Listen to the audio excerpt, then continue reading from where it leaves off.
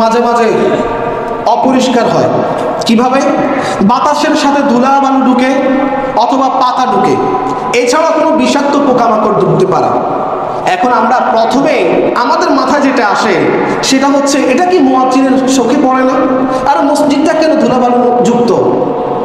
এখন মনে মনে আমরা মুয়াজ্জিন সাহেব অথবা যিনি খাদেম থাকে তার প্রতি একটা বিষণ্ণ ভাব তৈরি হয়, আয় হায় ওনাকে কেন রাখছি টাকা দিয়ে, এটা তো ওনার দায়িত্বই বটে। কিন্তু আপনি যখন মনে করবেন এটা আমার ঘর নয়, এটা আল্লাহর ঘর, এটা কার ঘর?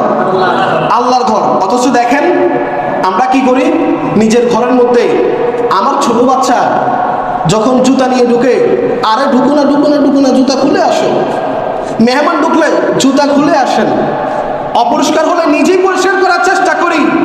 কিন্তু যেই ঘরে বসলে জান্নাতের নিয়ামত ভোগ করা যায়, সেই ঘরে আমরা ইমাম মুয়াজ্জিন খাদেমের দোষ ধরার চেষ্টা করি। এখন আপনি সেখানে কি করবেন? আপনি সেখানে একটা কাজ করবেন, যদি কোনো চুল দেখেন, পোকামাকড় দেখেন, কোনো পাতা দেখেন, তাহলে সেটাকে ফেলে দিবেন। সেটা কি করবেন? নিজে হাতে নিয়ে ফেলে দিবেন।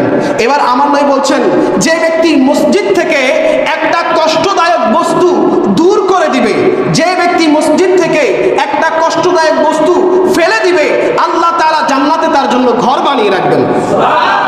আরে জান্নাতে যাওয়া তো একেবারে সহজ কাজ, শুধু সিস্টেমটা আমাদের জানা থাকতে হবে। শুধু আমরা অপরের পিছনে দৌড়াই, আমরা ইমামের পিছনে দৌড়াই, মুয়াজ্জিনের পিছনে দৌড়াই, মুয়াজ্জিন সাহেব এটা করলো না কেন, ওটা করলো না কেন, আর এটা তো ওনার দায়িত্ব। কিন্তু আপনার চোখে যেটা একবার পড়েছে, আপনি এই সুযোগটা গ্রহণ করেন। সুযোগ কি? জান্নাতে ঘর বানানোর সুযোগ। একটা ময়লা আমার চোখে পড়েছে, আমি এটাকে দূর করে দিলাম।